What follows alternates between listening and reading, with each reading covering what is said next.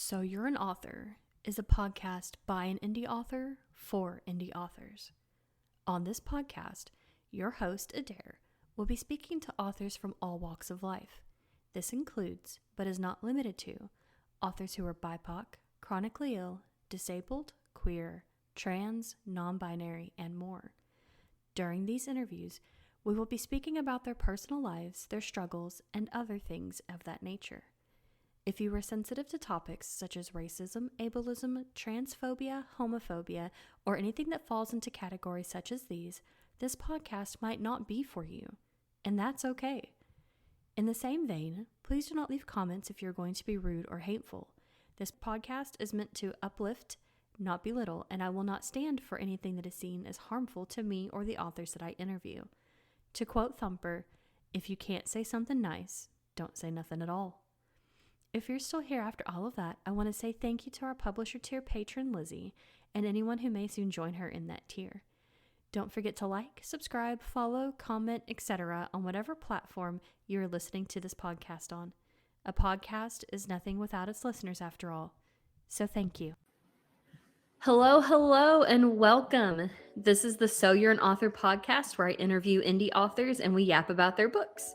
I'm your host, Adair, and today's guest is Jasmine C. Sparks. And Jasmine, I'm so glad to have you, but let me go ahead and tell the audience a little bit about you. Jasmine C. Sparks is a small-town Canadian author based in Ontario. When she's not in the writing void, you can find her chasing after her darling 2-year-old boy or gaming in late hours of the night with her husband. Jasmine C. Sparks is set to finish her series, The Lost Prince, by August 15th, 2026, ending the series with a total of 4 books and a multiverse to come. Jasmine, I want to thank you for joining me today. How are you doing? I'm so good. So happy to be here. Awesome. And thank you so much for, kind of getting in touch with me when I put that call out to get people. And I read through your stuff and I'm like super excited about it. So do you want to tell me a little bit more about yourself? So I'm a Scorpio to start with. A little crazy, but we like it over here. 26. I have 2-year-old son. Love him. He can be a little bit of a gremlin sometimes. He's definitely got his dad's ADHD energy, but we're vibing. The overstimulation can be great sometimes. I live with my parents and my brother. We're kind of like a multi-generational home going on over here. And I live in a small town of basically nowhere. Most people in Ontario don't even know where I am half the time. I love that. I'm surrounded by Scorpios. My son, I have an 18-year-old. He's also a Scorpio. My fiance is a Scorpio. My ex-husband was a Scorpio. My dad's a Scorpio. They're everywhere. And I'm just a little Aquarius stuck in Scorpioville. I love that. Absolutely. And 2 is such an age. I swear they're rambunctious at that age. They call it the terrible twos for a reason. And they start developing such a good personality too. Oh, they do. And it's always sassy. I don't know what it is about toddlers and being sassy. It's so bad. He is so sassy. And my husband will look at me and go, "That's you." And I'm like, I know. I'm well aware. Your parents always say you'll understand when you have your own kids and you get your raising back 10 times, blah, blah, blah. And I'm like, look, my kid was great. So that means I must have been a great kid. Mine's great, but he definitely has my sass. The attitude is strong with him.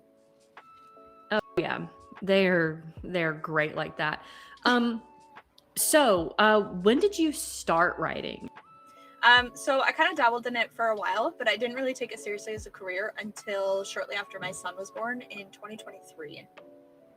And what was it about that time that really wanted you to start taking it like kind of serious as a career as opposed to just writing for fun? Ironically, it was because of my son. The pregnancy was really, really hard near the end, and then we both almost didn't make it out of the delivery room. And postpartum, I struggled for 3 months. I couldn't eat. My whole body was swollen. I was nauseous all the time. Couldn't stay awake during the day. It was an absolute nightmare, and my mental health was really struggling. I have a very vivid imagination, so this it's going to sound crazy, but in the shower, my husband and my mom forced me to go take a shower and just relax for a little while because I was stressing out about not being able to eat and the baby and, just really struggling. And this idea came to me of this story called The Lost Prince.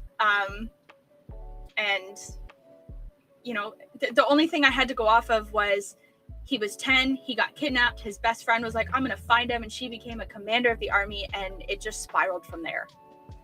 So it was a way for me to cope with the postpartum and the trauma that came out of child labor, basically.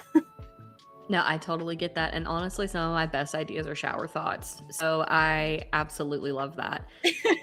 I'm so glad that you and your son made it and that you're here to talk to us about all of this today. I know postpartum stuff is not fun at all. Again, being a mom myself, I totally understand what that feels like. I had my own, my own PPD that I had to deal with. And so like, I totally get it. So I'm going to assume that you didn't always want to be an author then. What was something that you thought you were going to be when you grew up?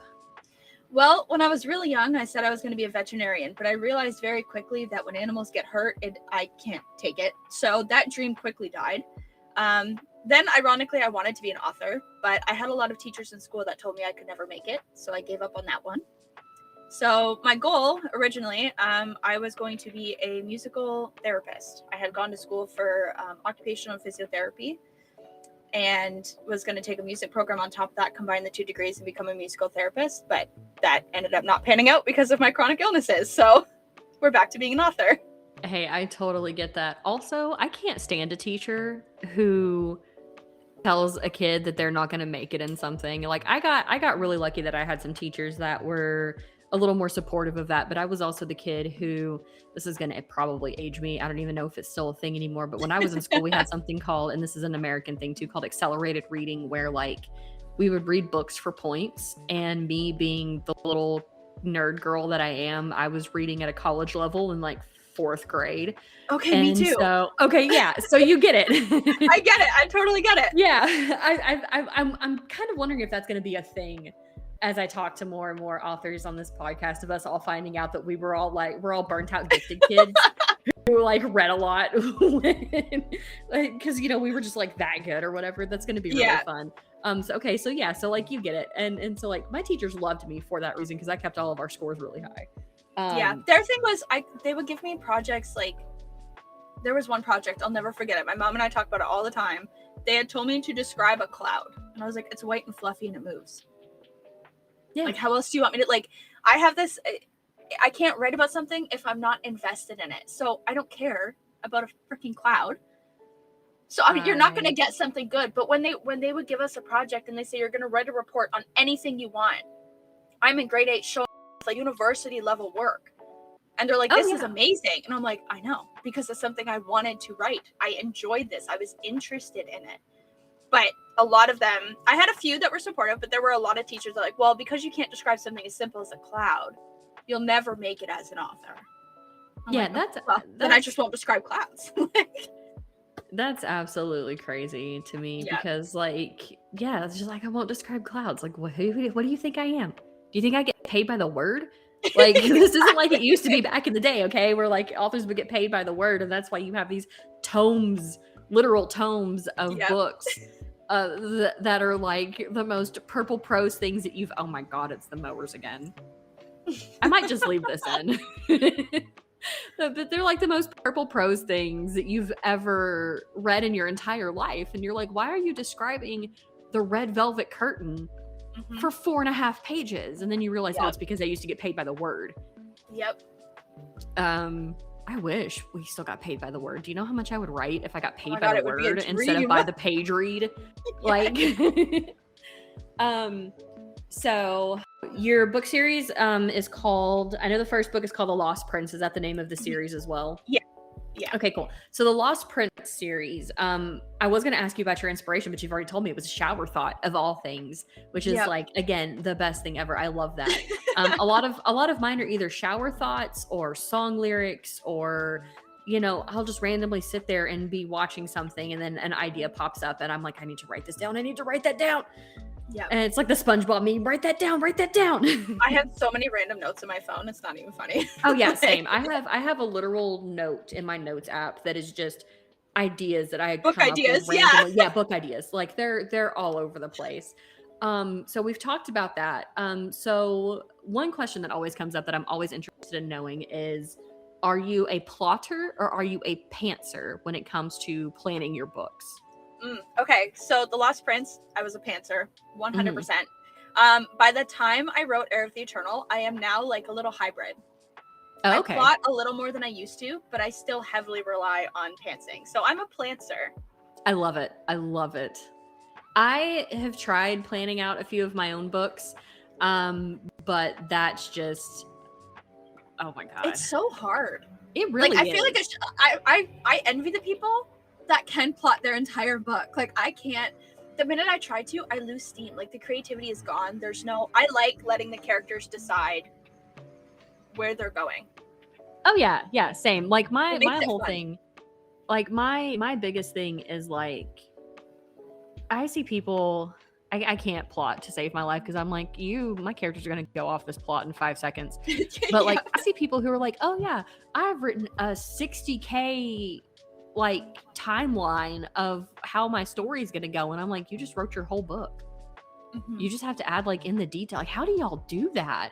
I need to find somebody who is a plotter like that and just be like, what is your process? How do you do that? How? I need to pick your brain because how? I used to have like an FBI board going in my office. There was like sticky notes everywhere and like string that would go to each one to tie it together. Like when an idea would pop in, I'd slap it on the wall. It's like the Pepe Silva meme. Have you seen that meme? I think it's that's exactly what I assume they look like. Yeah. That's what I look like when I write. Yeah. That's what I assume people who either plants like you do or plot things. I assume that's what y'all look like. Me on the other hand, y'all have the board. Me on the other hand, being an almost pure pantser, I'm just like, what if? And then I like walk around and I'm like, but what if? My fiance thinks it's hilarious to watch me like come up with an idea because like my eyes get all wide and I get like real excited about it. And I'm just like, oh my God. I've charged in on my husband while he's in the bathroom and I'll start rambling. And he's like, what the hell are you talking about? And I was like, I just had this idea. I need you to listen. I need you to listen. Oh my God, like get out. I love that so much. I keep his life spicy. It's fun. I just charge him with random book ideas when he's like half asleep.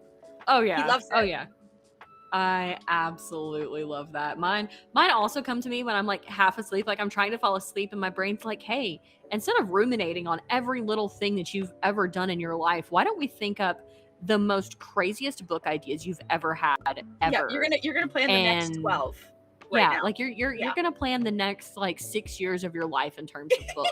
Yes. So let's go ahead and do that. And of course, it's always at like 3 a.m. or something, and I'm just like, and then you can't sleep because now you have to get it out. Exactly. So The Lost Prince is the first book in your series. Why don't you go ahead and kind of tell me about like the plot, the characters, your experience kind of writing it as your first book. I'm still currently working on my own first book, so I love hearing about how other people wrote theirs or are continuing it in a series and things of that nature. Okay.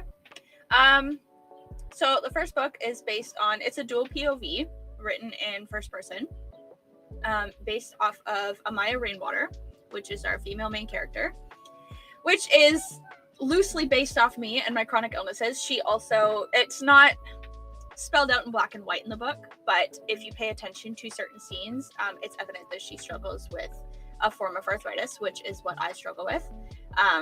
So you'll see like there's a lot of internal monologue on her part about how she struggles with the fact that she's not like everybody else. And she tries really, really hard to make something of herself because she doesn't want to let her difficulties get in the way of life. She wants to live life despite the universe being against her, essentially. And then our male main character is Rainer Avlon. He's the little boy that went missing at 10 years old. So there's like a whole backstory for her, which you get at Life's Hands. But she came to Astana. Her parents had passed on the ship. When she got off the ship, the head healer, his name's Eli. He's a sweet little old man. He is the cutest. He makes apple pie. I love him wholeheartedly. He's probably easily one of my favorite characters. He takes her in, becomes her dad, whatever. She ends up meeting Rainer, finds out that he's the prince. They become best friends, but then Raynor gets kidnapped in the middle of the night. He goes missing. So she ends up dedicating her life from the age of 10 to 17. She's like, all I'm going to focus on is I'm going to get in the King's army. I'm going to be the one to bring my best friend home, because she believes he's still out there and that he's safe and he just can't get home for some reason. So at the crisp age of 17, she becomes a commander for one of the divisions of the King's army, and she sets out on multiple missions to find her best friend, which she eventually does. But when she finds him, his memory is gone. So he doesn't remember her. So I love that. Yeah. It takes a little bit for him to recognize who she is and for him to realize that, you know, all the things that he went through a lot of torture as a child when he was kidnapped. And that is what the torture essentially erased his memory, and he couldn't remember who he was or where he came from or his family or whatever. So that way his kidnapper could turn him into the assassin that they wanted him to be, and he wouldn't question it. I love that. Blue, you were in the way, my man. Come on. To your stool. Go sit. I love that. I love a good amnesia trope, and it being done that way through like the trauma, kind of blocking out everything. That's also so rooted in real life. Yeah. You know, and I absolutely love that. I love that your FMC has arthritis like you do. I love when people bring in like their own chronic illnesses or disabilities or things like that into their characters. A lot of my characters have a lot of my traits. I think as authors, we all kind of do that, but we unintentionally write ourselves into it. Yeah. I love that. So, like, I know you said that there's some backstory. I noticed that you do have like an 0.5 at Life's Hands. Is that like a prequel novella to The Lost Prince, or is it a full novel? It's a prequel novella. It's very fast paced. It starts off a little slow just because it's based in Opavion, which is a different realm to Astana. Astana is the mortal realm. Opavion is like the gods realm. So in The Lost Prince, there's references to multiple gods. And originally, At Life's Hands wasn't actually in the plan for this series. I did not intend to write anything about the gods. I was just going to leave it up to the reader's imagination. But my mom, she read The Lost Prince, and she's not a fantasy reader. She reads like Daniel Steele and like James Patterson and things like that. She doesn't really read like the fantasy books, but she read mine, and she had a million questions about the gods specifically. I was like, I didn't realize that was like a focal point for people. I didn't know that people like really tuned into that. She's like, well, now I have questions. Like, this doesn't make sense. And what about this? And what about that? And I was like, you know what? That gives me an idea. So that actually sparked the idea for At Life's Hands. And it's based in Opavion, which is I call it the Eternal Realm, because they're called the Eternal Beings. So it kind of goes into, it's Amaya's backstory in a sense, because you see where her ancestry started. Because by the time you reach Heir of the Eternal, that's where she realizes that she has all this power. She's a demigod and an angel, and she didn't know that in The Lost Prince. She thought she was just some poor little orphan girl with a bunch of illnesses and had to fight to prove that she was worth something. Whereby Heir of the Eternal, At Life's Hands and The Lost Prince, they tie together to bring Heir of the Eternal to life, which gives you all of the action in that book and everything. So At Life's Hands focuses on the gods realm and her ancestry, like her grandparents and how her father came to be, which eventually led to the events that happened in The Lost Prince. It's like a little history story, basically. Okay. So for anybody who might not be familiar with your work, would you recommend reading At Life's Hands and then reading The Lost Prince, or would you do The Lost Prince and then? I personally would read The Lost Prince first, just because that's where the story really starts. At Life's Hands is meant to be a backstory. It's like, it's kind of like when you read the Throne of Glass series, a lot of people have debates on where the Assassin's Blade should be. If you should read it first, if you should read it third, if you should read it fourth. When I read that series, I read it third. I read it after Heir of Fire. And I'm so glad I did, because if I would have read it first, it's not that it's not a good book, but it dragged a lot more than the other books in the series. And I confidently can say I don't think I would have loved Throne of Glass or even read the rest of the series if I had read the prequel first, which is Assassin's Blade. So I had somebody who arc read At Life's Hands, but they had never read The Lost Prince. And she had messaged me and said this was very fast paced. Like I feel like it had so much potential, but it was really quick. And I said, well, yeah, because it's a backstory. It's not meant to be.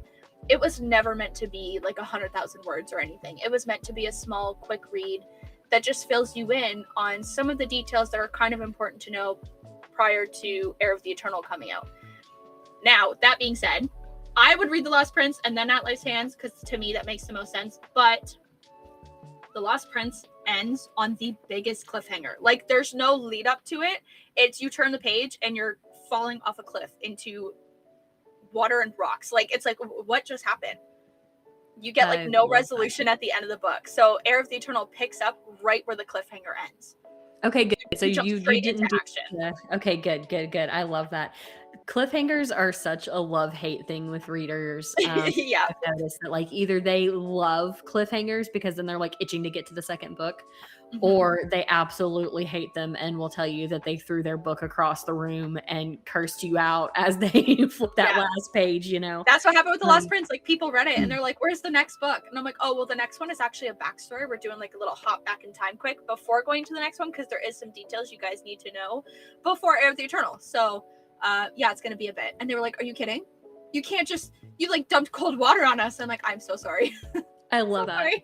It'll be worth it, I promise. But so with that being said, like, some people have told me that they would have preferred to read At Life's Hands prior to The Lost Prince, just because it ends on a major cliffhanger. And now the Heir of the Eternal's out, you don't have to wait for it. You can just jump straight into it. But I personally would do The Lost Prince and then At Life's Hands. Okay. All right, cool. So we have I will make sure to put that down in the so down in the description I'll have all of your links for everything, and I'll put like a reading order and everything. So we've talked about The Lost Prince. Do you want to talk about Heir of the Eternal as well and kind of give us like a little bit on that, or do you think it's something that people should just kind of read and figure out what's going on after the events of The Lost Prince? That's kind of hard to answer, honestly, because The Lost Prince, like, the villain, you don't know he's the villain until the end. And then in Heir of the Eternal, you find out that he's not who he says he is. Like, it's got like a really interesting plot twist. So, I mean, I guess I'm open to talking to it. I think I just have to be a little careful of what I say, or else it'll give too much away. Yeah, I mean, you can if you want to, or like I said, we can leave it mysterious for people to kind of, you know, sink their teeth into after they finish the first book. Totally up to you. I know with a series, it's always kind of hard to talk about the second book because like there's so much that you don't want to give away. So I'll just kind of leave that up to you. If you don't want to, there's still plenty we can talk about. I think we can talk about it a little bit. I don't think I'll go into too much, but I definitely think we could talk about it a little bit. Yeah, so just yap away. Okay. So with Heir of the Eternal, like I said, it jumps right into the cliffhanger. It picks up right where we left off with The Lost Prince, which my readers loved. The people that did read it, they were like screaming. They're like, oh my God, we didn't have to wait. It was just straight into action. And Heir of the Eternal. So The Lost Prince has more of Amaya's point of view and her struggles. You still see Rainer's, but a majority of it is from Maya's point of view, where Heir of the Eternal shifts and it's more from Rainer's point of view, which I loved writing from his point of view because we focused so heavily on Amaya in the first one. Like, the second one, you see his struggles with relearning who he is and realizing that he's in love with her, and it's like a big slow burn. They have a moment in The Lost Prince, but nothing really comes out of it. And then Heir of the Eternal, like, you see him yearning for her like the entire time, and she is now the one that's captured at this point, and he's dedicating his time to find her, and he's struggling with the fact that it took him so long to get back to her, and now that he finally had the chance to be with her, it was ripped out from him too soon. So you get to see a lot of his. I feel like a lot of people struggle with like the what ifs in life. What if I did this differently? What if I did that? And you see a lot of that with Rainer, and he questions if he could have done something differently, or, you know, if he could have changed the outcome. And it's like a bittersweet moment for him. So it's really nice for me to write from that point of view. Especially because like Rainer, he's based off a version of my husband. My husband has had like 3 different versions since I met him. When I met him, love the guy, but he was so toxic. he was so toxic. He needed so much therapy, but I believed in him, you know, and I stuck by him and made sure he got the help he needed. And then he shifted into he was a huge teddy bear after that. Like once he started getting the help he needed and having an outlet, he shifted. And you see that with Rainer and Heir of the Eternal, that he becomes this big sappy, he's so in love with her, and it's not cringy, but it's, how do I word it? I can't even find the right word right now, but it's not cringy, but it's very sappy. It's very, you don't see a lot of guys that really express their emotions like that. So this version of Rainer that you see in Heir of the Eternal is how my husband ended up becoming when he started therapy. Like he became more open with his feelings and more outward, even with his friends. Like they saw a different side of him and they were like, wow, like you made a huge improvement. So Heir of the Eternal was really fun to write because I got to write a lot about essentially my husband changing into the man that he is today, and that it is possible to go from some childhood that's difficult and traumatizing and chaotic and making something of yourself. Like your past doesn't define you, in a sense, is basically what Heir of the Eternal is all about. Your past, your ancestry, your bloodline, none of that defines you, and you can be whoever you want to be. You just have to believe in yourself.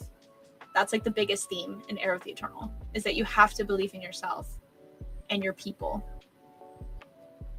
That is, God, you got me excited to read it. Like I plan everybody who comes on the podcast, I plan on either getting the books on Kindle Unlimited if they're available there. I know that yours aren't, so I'll be purchasing your books to be able to read and all of that. And yes, I did say purchase. I never expect my authors that I interview to give me anything for free. I'll also be purchasing copies for my publisher Patreon tiers. They each get to pick a book.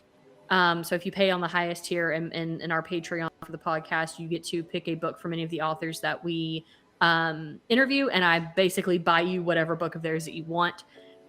So that is something that I will be doing. So you can, I'll get in touch with you again in the future for making those purchases. Yeah, sounds good. As soon as I can. But I am already in love with these stories, and I haven't even brought up the fact that there are dragons. There's also dragons. There is also dragons.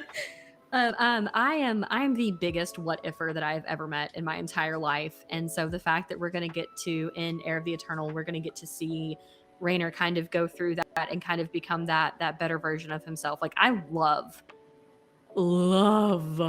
stories like that. Like I'm such a slut for stories like that. Not even gonna lie, they are some of my all-time favorites. And I love that and thank you for being vulnerable about things with your husband and all of that. Like a lot of people think that once you're the way that you are, you can't change. And it is so nice seeing and hearing from somebody that you were like, yeah, in the beginning, he probably wasn't great, but I believed in him, and I had all of that. And I love that because so many people would just give up on somebody. Yeah. And so I absolutely love that. I think that's absolutely beautiful. Like you guys are freaking adorable, and I am in love with y'all's romance. I know I'm going to be in love with the romance in your books. Now, so you're saying it's like a slow burn kind of yearning kind of romance. Since we're getting into that kind of, what other tropes can we kind of expect to see in this series? Oh, wow. Okay. So with At Life's Hands, there is a lot of like estranged family. There's a lot of like injustice in a sense.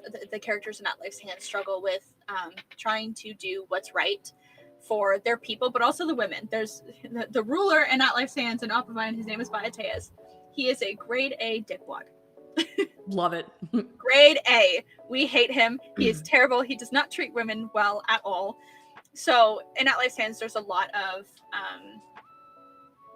like injustice that the characters try to fix and things like that. Estranged family. There's an arranged marriage in the beginning. Then she runs to the so-called enemy's arms and, all that fun stuff. In The Lost Prince, there is, oh my God, I'm drawing a blank. It's totally fine. Tropes are so tropes are so like Let me see hold on a second. Yeah, no, you're fine. I'll go ahead and yap here for a second about tropes. I found recently, it's only in the last like 3 or 4 years that I've noticed that like tropes have become super heavy. I guess basically since COVID times, really. That like everybody's been kind of obsessed with, well, what tropes do you have in your book? And I'm like, I never even had to think about tropes before when I was, like I knew like enemies to lovers is obviously like one of my favorite, but like when I was thinking about tropes and things, I was thinking about like AO3 tags that I would see.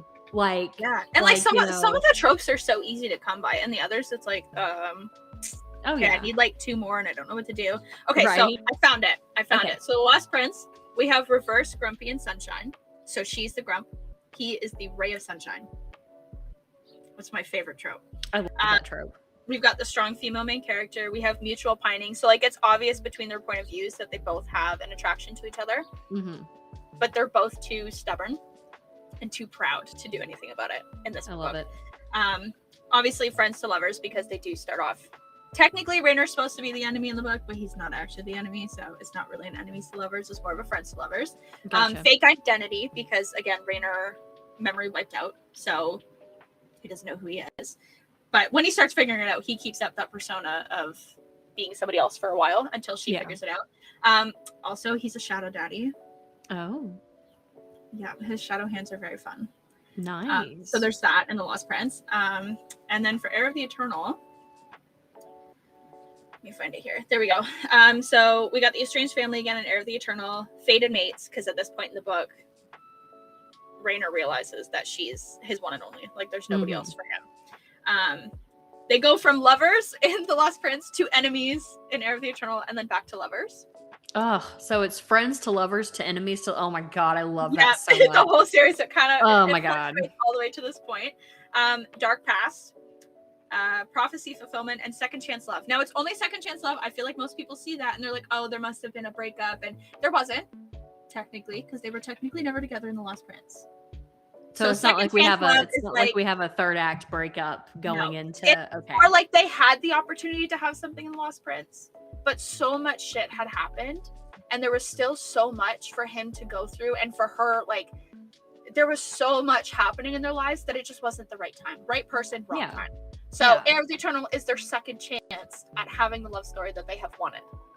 I love the right person, wrong time. Eventually turning to right time as things go on. Like that's one of my other favorite tropes. Another one of my favorite ones is like the almost lovers.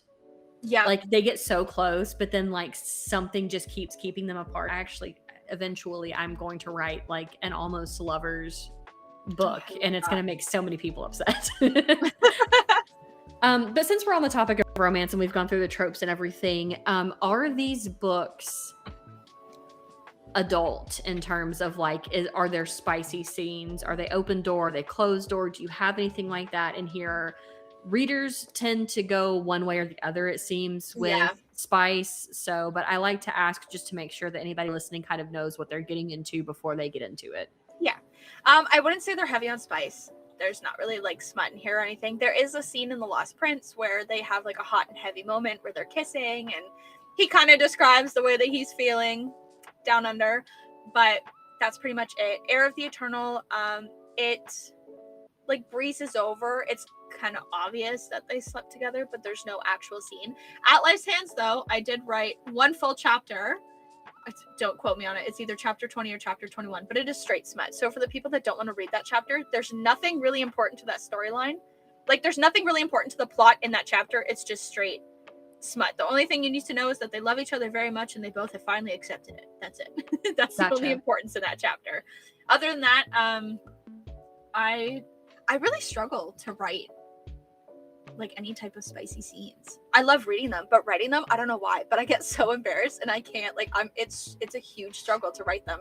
So it's more of like turns red, you giggle the whole time, and I can't focus. It's so bad. Like I can read a book straight face, no problem, but the minute you ask me to write a scene like that, I am a mess, full on puddle. It's not happening. So I would say they're more open door than what most people would expect in terms of like a closed door type of thing, but the romance is more, I'd say it's more PG. I do recommend people 18 and over read them, just because like when they do read At Life's Hands, there is like a whole scene that is just straight straight smut. Like there's no big importance there other than them finally saying that they love each other. Like that's it. So I love it. See, and I'm kind of the opposite of that. Like, I can write smut with the straightest of faces, but like if I read it in a book, I'm like, "Ooh, what are you doing? What are you doing over there, sir? Oh my god!" I wish I could write it sometimes because I know I love reading it. So I'm like, Yeah. if I could write it, like, why not, right? But I don't know. I tried with The Lost Prince, got a little uncomfy, so it's more of a hot and heavy makeout session. Mm-hmm. And then Heir of the Eternal, I was like, I'm not even. I wrote At Life's Hands. I was like, yeah, I don't think I'm gonna do that again. It's good for the people that want to read it. I was like, but I don't think I could do that. It took me like 3 days to write that in one chapter because I couldn't. I was like, I'm getting all like embarrassed. Like somebody's watching me. This feels so wrong and dirty. I can't do it.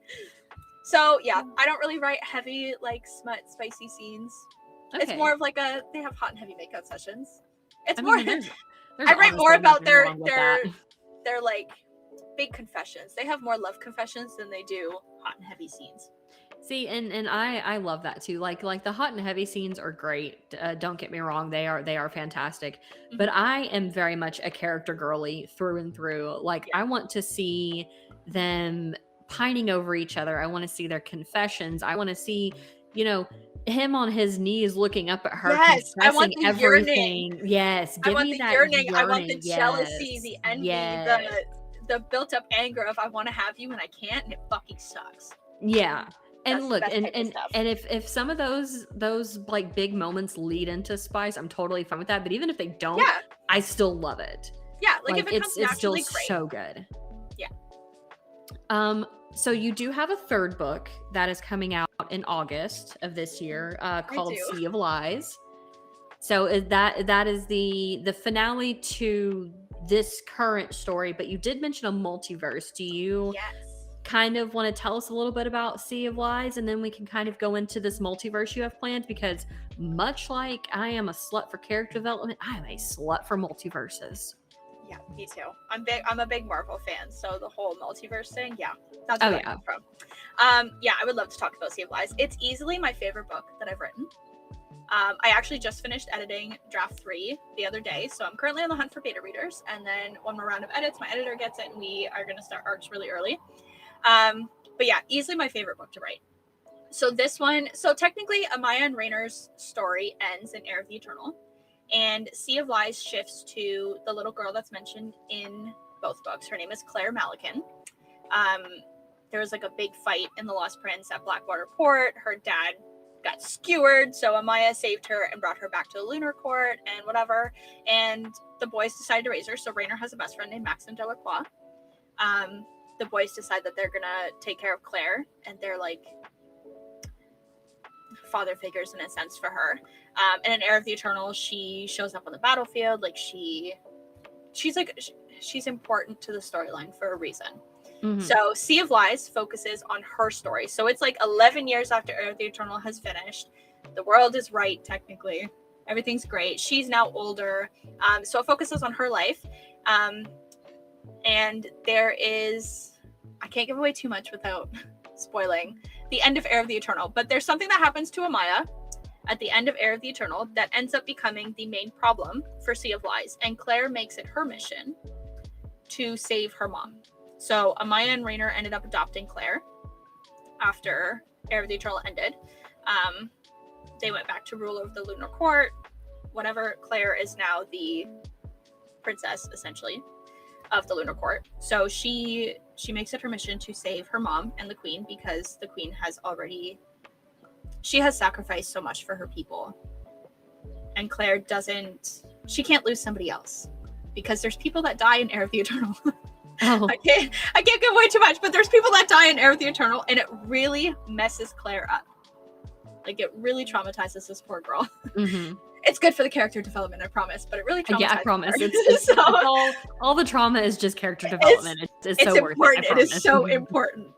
But yeah, so Sea of Lies focuses on Claire and her story, and again, she's based off me. My family is a lot of my alpha readers, so when they read it, they were like, "Is this how you feel inside?" I was like, "Yep, pretty much all the time."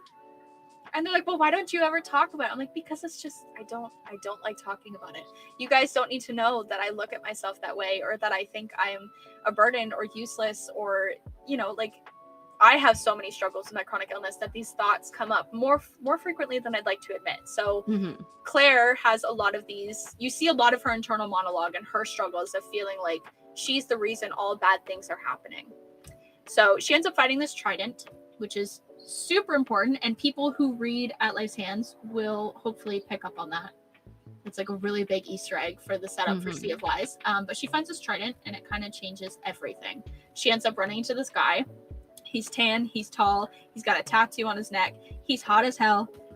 Riker freaking Graves, everybody, the new Angel of Death. He is my favorite male main character to write. I swear I swoon every time I open his chapters. I'm like, oh hey, you're back. It's like I'm going on a date. Like, I love him. Love him. He is easily my favorite. So he is very grumpy. He's got a fuck you attitude. His mom, she had him out of spite because his dad wanted nothing to do with her. So she had the baby out of spite and then blamed everything on him. Of course. Ironically. So Riker is very turned off to the idea of love. He thinks it's stupid. He thinks that he's no good for anybody. He'll just drag them down. And he's the Angel of Death. His job is literally to kill people. Yeah. He has blood on his hands all the time. He considers himself the world's biggest sinner. So it's a dual POV with Riker and Claire. And you start to see Riker, his heart opens up the more that he's with her. And he's joining her on her journey. And he's currently in the mortal realm because Grade A Dickwad Byatea sent him there to eliminate a threat that could change everything. Oh. So he runs into Claire and she kind of messes with his plans. So, and by the end of it, the best part about Sea of Lies, not only does the book itself has a happily ever after, but it also comes with an epilogue, which none of my other books do. Oh. And it is the final, that epilogue ties everything. You see every character that has survived to this point. You see all of them. They have a big family reunion, and it's a big happily ever after for everybody, and it ties the whole series up together. So there's no more loose ends. There's no more, the door is closed after this. There's no more Amaya and Raynor. Their story is finished. I cried for about 40 minutes the other day while I finished writing, editing that chapter. Mm-hmm. It was a lot to know, I started this series 3 years ago. And in 3 years, I've written an entire series. It's changed my life. I've made a best friend out of it. I have an editor who's amazing, total sweetheart. This series changed my life. And Sea of Lies, now that we're almost done with it, it's so bittersweet. I bet. Even first of all, you're already one of my favorites because you wrote an epilogue that ties in all of the loose ends, which means that I'm not gonna have to scramble to write my own fan fiction to make sure that all the loose ends get tied up. I am sometimes one of those people. I'll watch a show or something and I'm like, what happened to this plot line though? And then I'm like, I'm gonna have to go write a 100K freaking fan fiction about this just to make sure that I get this satisfying ending to what was going on here. But no, I love that you have an epilogue that ties everything together, and I can only imagine that bittersweet feeling of knowing that you've worked on something for so long and it's finally at its end. So I guess I was going to ask you if Claire and Riker kind of take over as the next main characters in any of the multiverse stories, but it kind of sounds like you wrap everything up pretty well by the end of Sea of Lies. I wrap it up there with the multiverse. So the next series that's coming, it's all based in Apavian. So it's going to be an entire series about the gods. So that series takes place before At Life's Hands even takes place. Oh, so it's the gods that you hear about in At Life's Hands and The Lost Prince, but when they were kids. Oh. And they're growing up, because there's a weapon that's brought up in At Life's Hands and Heir of the Eternal. It's a sword called Celestia. It was created by one of the gods many moons ago, and it can kill any god. It's the only weapon that can, but it can only be wielded by the creator's blood. So if you're not related to him in any way, blood-wise, you cannot wield it without consequences. So the next series that ties into The Lost Prince, that multiverse focuses heavily on Apavian. So there will be 4 books because there's 4 rifts. There's the Roaring Rift, the Roaming Rift, the Anchored Rift, and the Half Rift. So there will be 4 books based off of those rifts. and you get to see the gods growing up in their childhood. And it kind of explains a couple other characters that are mentioned. Like in Heir of the Eternal, you meet a character named Keith Galvicius, and Henry and Helena Ravenwood. You'll kind of learn like why they're important to the story. You get their background in that series. And then the series that comes after Sea of Lies, it takes place in the future, like after Sea of Lies has happened. It's based off another character in this the Lost Prince series named Arden Alistair. She is the pirate lady of Blackwater Port, or they also call her the Lost Soul. I have had many readers reach out to me with a million questions about Arden, and they're like, we need to know more. We don't know enough about her. There's something about her we don't know. And they're like, they know that there's something. Well, lo and behold, there will be an entire pirate series based on Arden Alistair and what happened to her when she left during the war that happened in Heir of the Eternal. So they will get a whole series based on her. I haven't even read these yet, and I'm already like, I'm intrigued. Like, I love that. That's one thing that I love about authors is like when we get yapping about our stuff, like everybody's just like, oh, this sounds so good. And so like, I'm really hoping that as people are listening and everything, they're like, all right, where am I buying this at? I need to go get them now. Like, so I am hyped as hell about getting these. I can't wait until I can get them. I'm like super excited about it. I want to get my little grubby raccoon hands all over them, So yeah, I know that we've touched a couple of times on the fact that you have a chronic illness. You said it is some kind of form of arthritis. How does that kind of affect your life as an author, but also just like in general? Because I know there are a lot of authors that I've spoken to personally outside of this, or that I know that also have chronic illnesses, but still find that time to balance out writing when they can. Yeah. So I struggle with spondyloarthropathy and seronegative inflammatory arthritis. So it's two different kinds of RA. Since having my son, I lost the SI joint on my right side. So I have no weight bearing joint in my back there. So I use mobility aids on days where it's really hard. So like I have a cane, I have knee braces, things like that. I had to stop working. During COVID, I was supposed to go back to work in July of 2020. But I couldn't. There were so many days where I can't get out of bed. The pain is too much. I'm too stiff. Yeah. I feel like I'm gonna vomit. Like there's been times, like my husband, when I met him, again, he was very toxic when I met him. Love the guy, but he was not great. He back then used to think that I was faking it, that there was no way that I was in that much pain that I couldn't even get up to like go make myself food or go to the bathroom. It wasn't until he moved in, which for the record it was within 2 weeks of us meeting. So it was very fast. Been there, done that. He had moved in, and within those 2 weeks, he was like, wow, like you weren't kidding. There were so many times where he had to carry me out of bed because we have 14 steps that go from where our room is down to the main floor, which is where everything is. That's the living room, the kitchen, the bathroom. Everything's on the main floor except for our bedroom. So he would have to carry me down the stairs just so I could go pee. And then I'd lay on the couch for hours because I couldn't function. So I stopped working in 2020 and then didn't really start picking up the writing stuff till 2023 after I had my son, because after I had my son is when I lost a joint, things got a lot worse, things like that. So now most of my days, luckily I'm introverted, so it doesn't really bother me too much, but I basically spend 95% of my time at home. I can't do grocery shopping, anything like that. I find the biggest struggle, like with writing, it's pretty easy. I actually recently just upgraded my office chair, so it's like one of those big ones you can sit crisscross on. And it has full back support. Bad. Yeah, they're amazing. Highly recommend. So I thrifted it off Marketplace for like $40 instead of paying like $200 brand new, which was amazing. So I try to find things that work in my office that help with the pain. So like I have a heating pad at all times. I keep extra strength Tylenol on deck. I have Gravol. I keep crackers in my office. I have gum. I have a variety of things that I use to help me with writing. If I'm too sore to make it to my office, my husband will bring my office to me. So he'll bring like my laptop, and I have like a bag that has everything in it. It's got notebooks, it's got pens, highlighters, you name it, it's in there. So he'll cart that around the house for me and bring it to me wherever I am.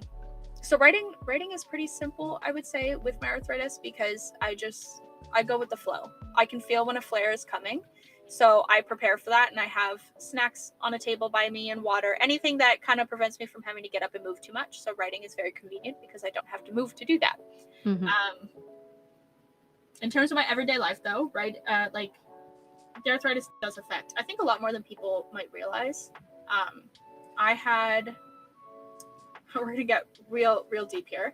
I had some family members when I had my son make comments about, well, you can't even function, so like you can't be a mom. And like that sucked, because all I've ever wanted is to be a mom. It sounds stupid, but I've always wanted to be a mom, always. And the dream was 4 kids. Well, I can't have more kids. And I love my one. It's not that I don't, but there is a part of me that grieves the children I don't get to have outside of him, and he's not going to have those siblings and things like that. So that's hard enough. And then when you have people in your ear telling you, like, well, you can't even walk into the park. What kind of mom is that? You can't even kick a soccer ball. You can't even... There's a lot of mom guilt that I was not prepared for. I should have been. But realistically, I wasn't. So there's a lot of mom guilt that comes with having my issues, my disabilities. I think I try to look at the positives a lot when things get hard. And I think one of the biggest positives I've noticed, especially within the last year, the last 9 months, I've been bedbound. I haven't left my house in 9 months. I've been having a lot of issues, currently going through testing to see there's a possibility of endometriosis that has spread to like the brain and things like that. So currently going through testing to see where we're at in terms of more chronic illnesses. So I've been housebound for 9 months, which has been really hard. But my adorable toddler, the one positive that's come out of that is he is extremely empathetic. He is very considerate. He's very aware. So if I'm sore and I can't move off the couch, he will pull his little kiddie table over to the couch and bring his magnet tiles and say, let's play tiles, Mom. Like, he accommodates to my issues, even though I never expect him to. He's 2.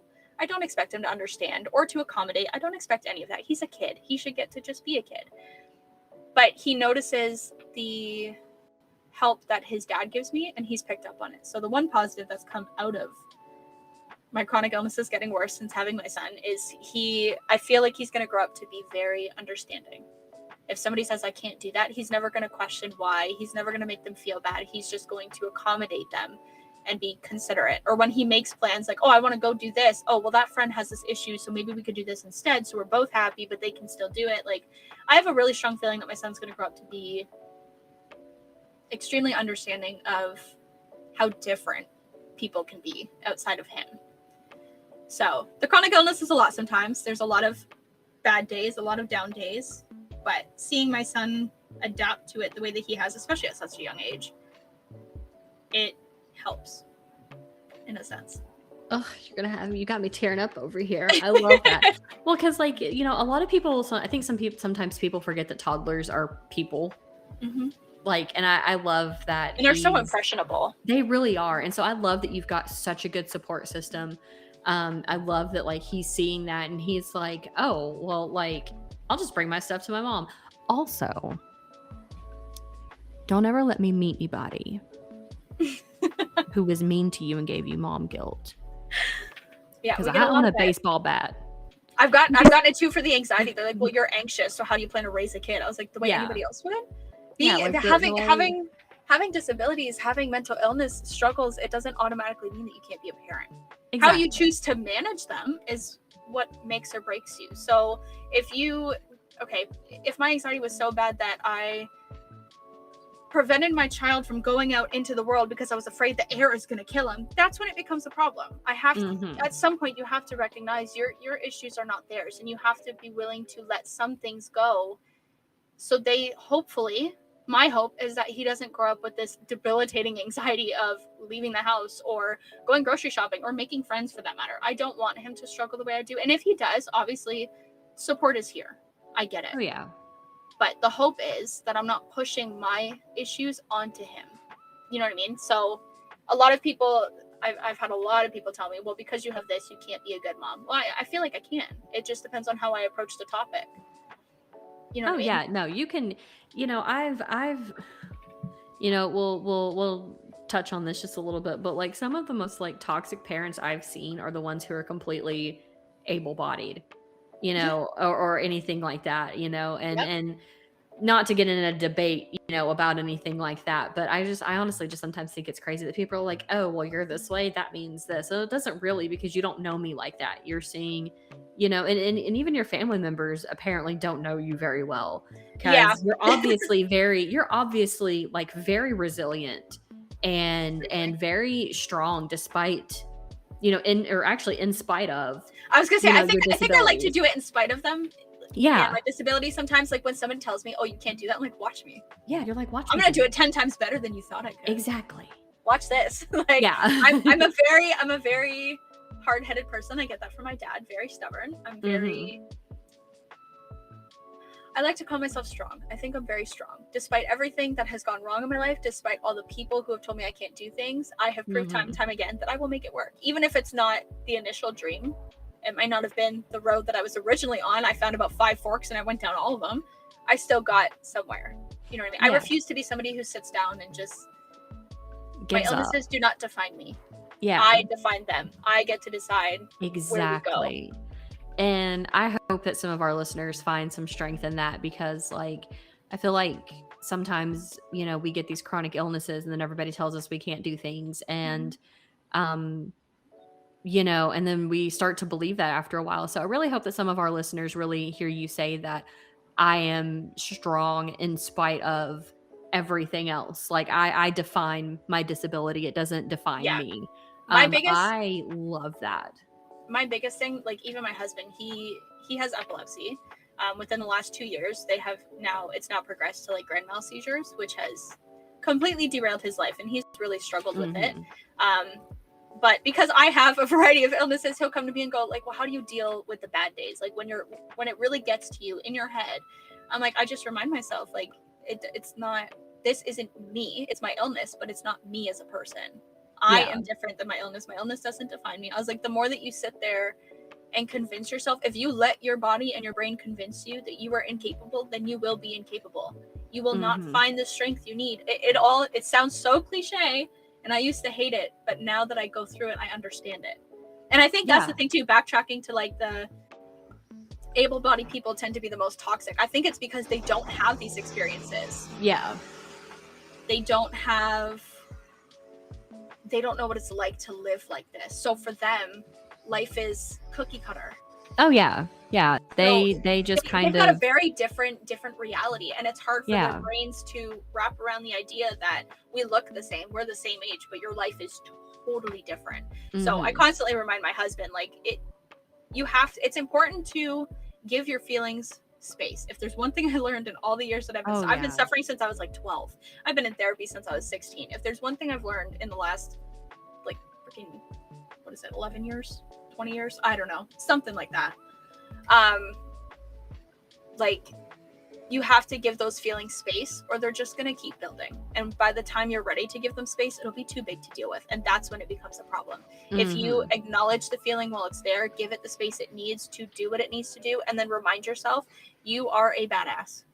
Your illnesses do not define you. Your past does not define you. Your family doesn't define you. The only thing that defines you is you and the way you carry yourself as a person. That's all that matters at the end of the day. I love that. That is what matters at the end of the day. It's how you carry yourself as a person. Yeah. And you know, again, just to reiterate, like, we're not saying that all able-bodied people are obviously that. That is not the case in anything like that. We're just saying that typically sometimes these comments do come from people who just don't understand.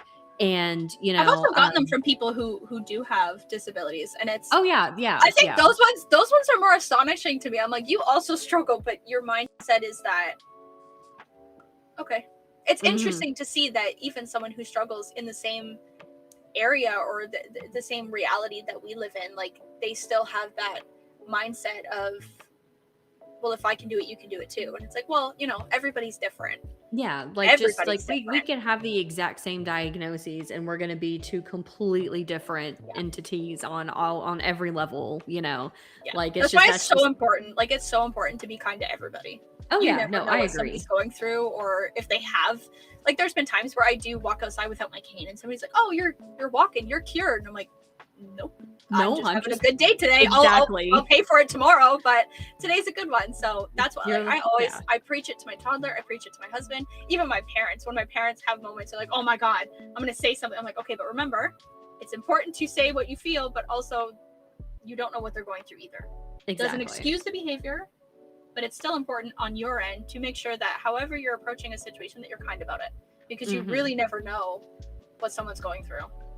Oh yeah, you really never know. You never know. Able-bodied or not, everyone has difficulties, you know. Oh yeah. Definitely hard agree on that one. Like, everybody has difficulties with different things in life, and you know, we, at the end of the day, we're all just people. We're all just trying our best. You know, it's for, if you believe in reincarnation or not, you know, for some of us, it's our first trip on this planet. You know, it's the first time we've been on this rock, like, you know.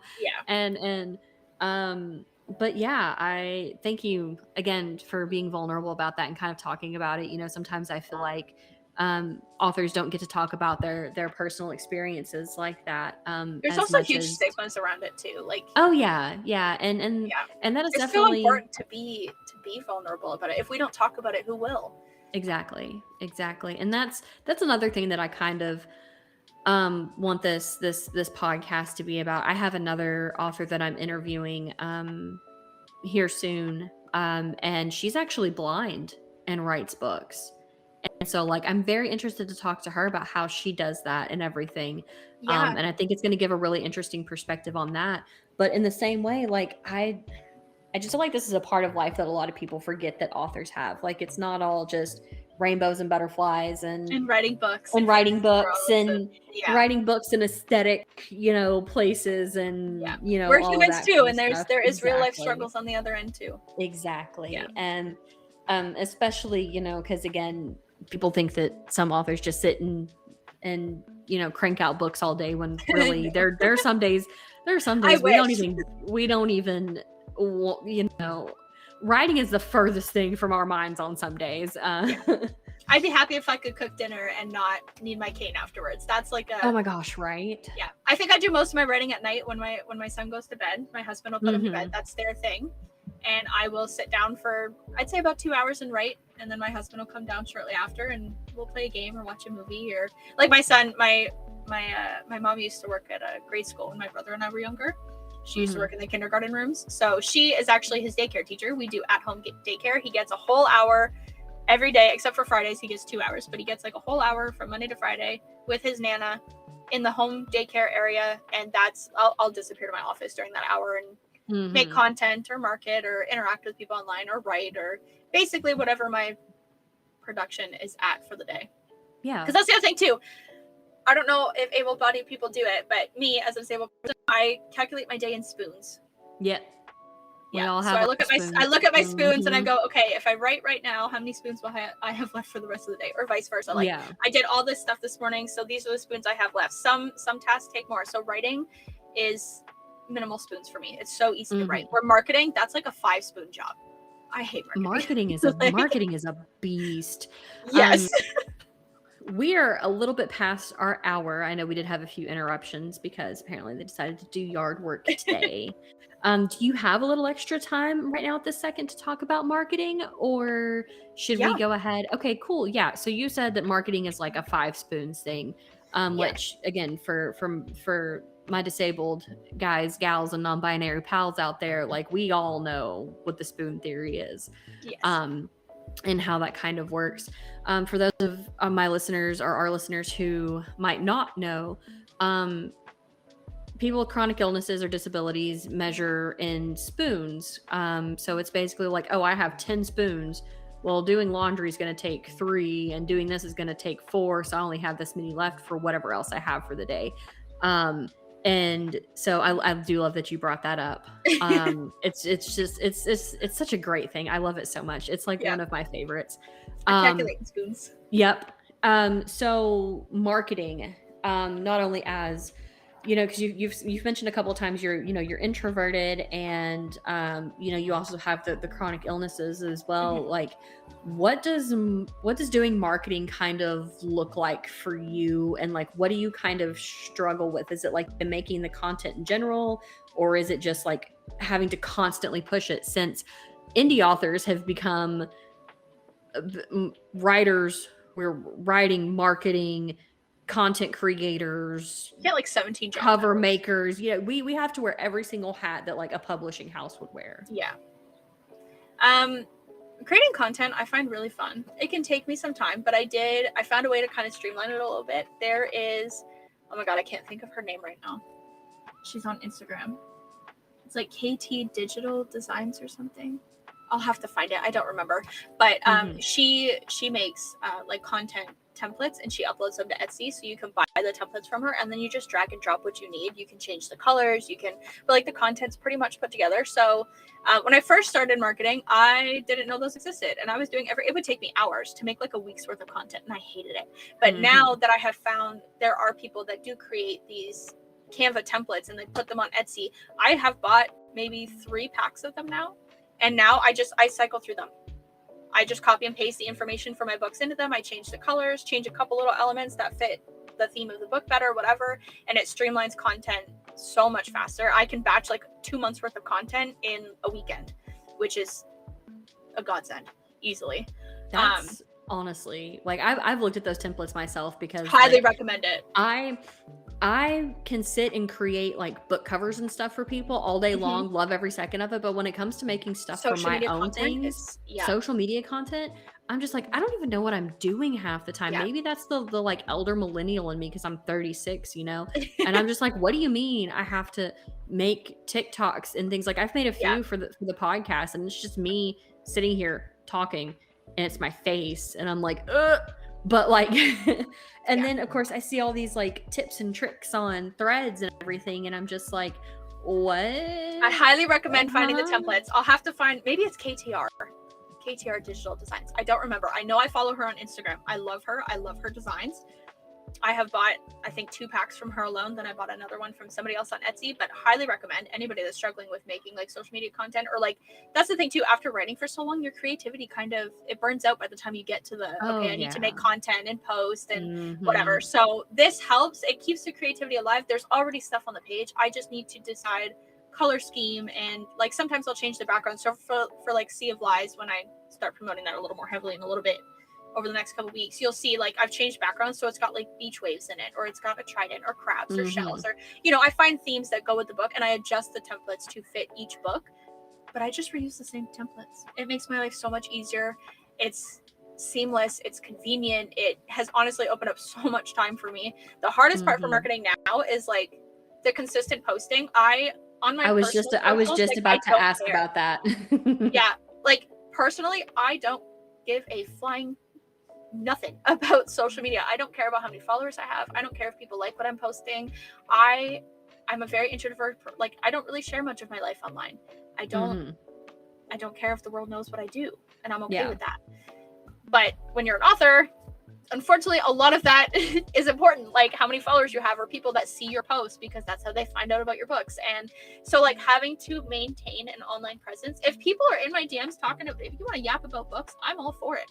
I could spend hours. I actually, like I've said, I think I said previous in the podcast, like I became best friends with one of my very first readers. She's from Manitoba. She's a total sweetheart. She DM'd me because of The Lost Prince and told me how it changed her life. Oh, and I cried. I was like, that is what I wanted to hear. I was like, oh my God. Sobbed. Yep. Ever since then, she has bought every edition of my books. Doesn't matter if it's just a slight cover change. She's like, well, now I'm going to get the new one. She's like my number one hype woman. And now, like, we have been sending each other audio messages, I think, for like 2 weeks straight. Like, we talk on a daily. She knows all about my life. I know about hers. We've become best friends out of this. And I couldn't have asked for a better experience. But you wouldn't know that by looking at my socials, because I don't like posting. I'm not huge on it. I don't scroll through Instagram all day long. Like, I don't care for social media. It's really difficult for me to have that online presence. But if someone's in my DMs and we're talking books or whatever, I can do that in a heartbeat. Oh yeah. I am the most interactive person when it comes to DMs, but online, I struggle to keep up with the posting schedule. I hate making up captions. And the algorithms always change. Just when you think you have it figured out, it changes, and you're like, oh well, now it doesn't fucking matter. Now I have to relearn it. Yeah, like I think literally I've been on, so Threads is my main social media. For anybody listening, so you're an author pod did have a Threads account, and Threads decided to shut it down because their AI flagged it for some reason, probably because we got almost 400 followers in less than 48 hours, and they were like, oh, you're a bot. And I'm like, but I'm not. People are just interested in this because I don't personally know a lot of podcasts where they talk to indie authors and things like that. So like when I kind of had the idea, I was like, I'm just going to throw it out there and see. And y'all responded in just crazy amounts, and I love it. But like Threads is my main social media account, and that algorithm there makes no sense whatsoever. But I love Threads. I do too. It's like I posted a thing about my cat sleeping on his baby, which is the very first toy I ever got him. It's got like last time I looked before we started talking, it had like 3.5k likes and like a bunch of reshares and things. And I'm like, I can't talk about anything else. I'm like, hey, like I'm doing a podcast. I'm doing a podcast. There's like, I'm doing a podcast for indie authors. They're like, here's 14 views. Hey, look, my cat's being cute. 7 million. Yeah. But, I love Threads. It's so chaotic over there. It's so chaotic. I love it. But so like but I've seen people on there talking about marketing and how crazy it is, because like they're like, oh well, if you're on Instagram, you need to post 4 trial reels a day, but you only get trial reels if you have so many followers. Then you need to post 17 TikToks a day and make sure you only use these keywords. Or they have like 7 accounts, and I'm like, I can't even keep up with one. Right. Props like to I was barely keeping up with 2 when I did. Like I barely keep up with 2 Instagram accounts with my personal Adair Reese one, and then also the So You're an Author one. Like I'm like, what? Right. I make a TikTok, I repost it to Instagram and the YouTube channel, which we do have a YouTube channel. That this will be up on, just audio only. I might take some stuff. Oh my goodness, you were right outside my door. You are the absolute worst. The sidewalks do not need to be blown off. I will go out there with a broom later. It is fine. Anyway, we have a YouTube channel where what I'll do is I'll probably ask you for some graphics. And then I will put them up on like I'll just pull up a Canva template, because Canva and I have a love-hate relationship with one another. But I'll like make a little like just cover art template or whatever to put up on there. But this will be on YouTube, and I can't wait to see your friend in the comments of like everything. Oh my gosh, she's like, so gonna be in it. She's so gonna be in it. I immediately sent her a message when I got your first email that like selected for the podcast. I was like, you'll never guess. She's like, bitch, I'm so fucking proud of you. And I'm like, I love that. She's like, you have to tell me when it's dropping, where I can find it. I'm gonna go get on it. Like, I love it. But back to like the whole marketing thing, but it's like, what do you mean that I have to post 18 times a day, but it's recycling the same 4 content accounts. Pools on 18 accounts, and you have to do it on the first of the month under a full moon, while also you'll get doing like a goat sacrifice, like, you'll get like 5 page reads out of that, and you're like, wow. That took 5 years off my life. Yeah, you're like I have no spoons for the next 6 years. Yeah. And what do you mean? Like what are you talking about? That didn't even hit the mark. It wasn't even good enough. I didn't even get enough people to pick up my book. But then you shit post, and it's like the biggest thing. The reel blows up, and so does your TikTok, and you're just like, what is going on here? I think my favorite shit poster on Threads right now, HD Carlton. The shit that she will comment on people's threads, her memes. Yeah. Oh my god, I crack up every single time. I like every single one of them, and I'll show my husband. He's like, "Is that?" I was like, "That's HT Carlton." Yeah, I love it. She is shit posting memes on someone's thread right now. I love it.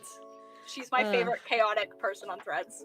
But like, and that's again, algorithms this day and age are just insane. It's literally like, what do you mean I have to write a book, and then I have to market it, and then I have to make content for it, and then I have to buy character art, because people are obsessed with character art. I started making my own because I can't afford an artist and everything to do the AI stuff. So I started learning Procreate. I love that. See, I was an artist in a past life, got burnt out on it during COVID. I ran a semi-successful Etsy shop doing stickers and stuff, got burnt out on it during COVID. and haven't really picked up doing art since then. I want to so bad, but it just wears me out. I am going to be doing a segment on this podcast that I'm calling "So You're an Artist," where I talk to artists who work with indie authors and other people like that. So I'm kind of hoping I can build like a little ecosystem of like authors and artists. We can connect with artists and stuff like other that. people in the business and because again, people foam at the mouth like the cabbage. No, is it the cabbage guy in Avatar: The Last Airbender? Whatever that meme is, where like they're just like foaming at the mouth or whatever. Oh my god, yeah. Like that is what that people do that for character art. Oh yeah. But it's like, but anyway, this is 15 ADHD topics going on at one time, and I love every second of it. Hopefully the listeners love it too. Love you guys. Certified yappers. But yeah, Jasmine, it's been absolutely amazing talking to you. I have loved every second of this. This has been fantastic. I have too. This has been absolutely just great. Also, to all of our listeners, I'm going to be posting all of Jasmine's socials down below, the link to their website, everything that you're basically going to need to go find her books to where you can buy them, and everything else. And I'm just like, I'm super hyped. I'm so ready to read these. I am so ready. I'm excited for yeah, I'm like, I need to go pick these up. We didn't even touch on the dragons at all, but there's dragons in her book. There is dragons. Yep. There are dragons. There's one named Everin. He's moody and he's great. So like, and I grew up on Dragon Riders of Pern, so like anything with dragons in it just makes me so happy. But yeah, it's been great talking to you. We're about 20 minutes over what I thought we were going to go over. Worth it. And, oh yeah, totally. And I know that, we all have lives outside of this and everything. So I think what I'm going to do is I'm going to once again tell everybody that your book series is called The Lost Prince. The first book is The Lost Prince. And then we have a novella, At Life's Hands. We have book 2, which is Heir of the Eternal. And then book 3 is coming out August 15th, 2026. And that is Sea of Lies. So again, everybody will be able to find all of that information down below. And our applications will be coming within the next couple weeks. I'm opening ARCs early for Sea of Lies as well. Okay, great. If anyone wants it early, I mean. So, do you also have beta readers open right now, or is it just going to be ARCs? Yes, I do. Okay. I have beta readers open. The application is open until May 6th, and then I'm picking only 2 beta readers this time because I have 1 permanent beta reader, so I'm just adding 2 more to the team this time around. So I have 2 slots open, but applications are open until May 6th. And then once I select my 2, they will get the file sent to them on May 8th. Okay, cool. I will try to have this episode out before then. I'm going to try to get it edited the next couple of days. And I've got to do my first episode and everything. But that's great. Yeah, so I'll make sure that I have all of that posted below for everybody to find. It'll be down in the description with all of your links and everything. And just thank you again for joining me and for being our very first interviewee on So You're an Author Pod. Well, thank you for having me. This was so much fun. I'm so glad you enjoyed it. I'm glad it was fun. I was so worried about it. Thank you again for listening to the So You're an Author podcast. In the description, you will be able to find not only our socials, but also the socials for the author that we have interviewed in this episode. And as always, dear listener, without you, there would be no podcast. So if you could please like, share, subscribe, comment, or help other listeners find the podcast in any way, shape, or form, we really appreciate it. Thank you again for taking the time to listen, and we will see you next week.